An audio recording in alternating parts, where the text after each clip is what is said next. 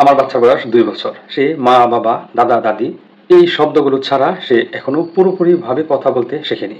এই ক্ষেত্রে আমার করণীয় কি? আসসালামু আলাইকুম ওয়া রাহমাতুল্লাহ। সম্মানিত অভিভাবকবৃন্দ, এই যে দেখেন এরকম একটি প্রশ্ন এসেছিল। আজকে এটি নিয়ে একটি ভিডিও তৈরি করতে যাচ্ছি। আশা করছি ভিডিওটি সম্পূর্ণ মনোযোগ দিয়ে শুনবেন। দেখেন, যেহেতু বাচ্চার বয়স ২ বছর, আর ২ বছর বয়সে একটা বাচ্চা ৫০ টির মতো শব্দ বলতে পারে এবং ২-৩টা শব্দ একসাথে জুড়ে সে কয়েকটা বাক্য বলতে পারে। যেমন, মা আসো, আমরা বাড়ি যাই। তবে সকল শিশুদের ভাষা শেখার গতি যে একরকম তা কিন্তু নয়। একজন একটু আগে শেখে, আরেকজন একটু পরে শেখে। এটা একটা স্বাভাবিক বিষয়।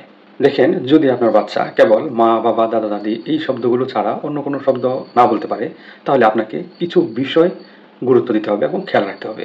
পাশাপাশি আপনাকে কিছু পদক্ষেপ নিতে হবে। যেমন, আপনার সন্তানকে সবসময় আপনার পর্যবেক্ষণে রাখতে হবে। আপনি খেয়াল করে দেখবেন, যখন আপনি কথা বলেন তখন সে কি আপনার চোখের দিকে তাকায় কিনা। কোনো শব্দ যখন বলেন বা তার নাম ধরে যখন আপনি ডাকেন তখন সে কি সাড়া দেয় কিনা। সে নিজের থেকে কিছু আপনাকে বলতে চায় কিনা বা ইশারা ইঙ্গিতে আপনাকে কোনো কিছু দেখানোর চেষ্টা করে কিনা। এবং আরো যে বিষয়টা পর্যবেক্ষণ করবেন, যখন দেখবেন যে সে অন্যের সাথে খেলা করছে, মানে অন্য শিশুদের সাথে খেলা করছে, সেক্ষেত্রে সে কেমন রেসপন্স করছে, কেমন খেলায় সে অংশগ্রহণ করছে, ভালোভাবে খেলায় অংশগ্রহণ করছে কিনা। তারপর যেটা বলবো সেটা হচ্ছে, আপনার সন্তানকে কথা বলার মতো পরিবেশ তৈরি করে দিতে হবে। আর এই জন্য আপনি আপনার সন্তানের সঙ্গে নিয়মিত কথা বলবেন। খাবারের সময় কথা বলবেন, গোসলের সময় কথা বলবেন এবং সে যখন খেলা করবে বা খেলতে খেলতেও আপনি আপনার সন্তানের সাথে কথা বলবেন। এবং কথা বলার সময় তার চোখের দিকে তাকিয়ে ধীরে ধীরে এবং স্পষ্ট স্বরে আপনি তার সাথে কথা বলবেন। আপনি আপনার সন্তানকে বিভিন্ন ছোট যে গল্পের বইগুলো রয়েছে না, সেই বইগুলো পড়ে শোনাবেন। তারপর আপনি তার সাথে কিছু পরিচিত শব্দ বলবেন। তার মধ্যে আপনি ছবি দেখাবেন, ছবি দেখিয়েও তার সাথে শব্দ বলবেন। যেমন, এই যে এটা হচ্ছে বিড়াল, বিড়াল ডাকে মিউ মিউ। এই যে এটা হচ্ছে কুকুর, কুকুর ডাকে ঘেউ ঘেউ। এই যে এটা হচ্ছে শেয়াল, শেয়াল ডাকে হুক্কা হুয়া হুক্কা হুয়া। এইগুলো আপনি আপনার সন্তানের সাথে অবশ্যই করবেন এবং বলবেন। তারপর যে কাজটা করবেন, তাকে আপনি প্রশ্ন করবেন এবং উৎসাহ দিবেন। যেমন, কোনো কিছু দেখিয়ে তাকে জিজ্ঞেস করতে পারেন যে এটা কি। তারপর বলতে পারেন যে তুমি এখন কি খেতে চাও, বা তুমি আমার কাছে এখন কি চাও, তোমার কি খিদে পেয়েছে। এই ধরনের প্রশ্নগুলো করে তাকে উৎসাহ দিন, সে যেন কিছু বলে। আর সে যদি কিছু বলে আর সেটা যদি ভুলও হয়, আপনি তাকে উৎসাহ দিন।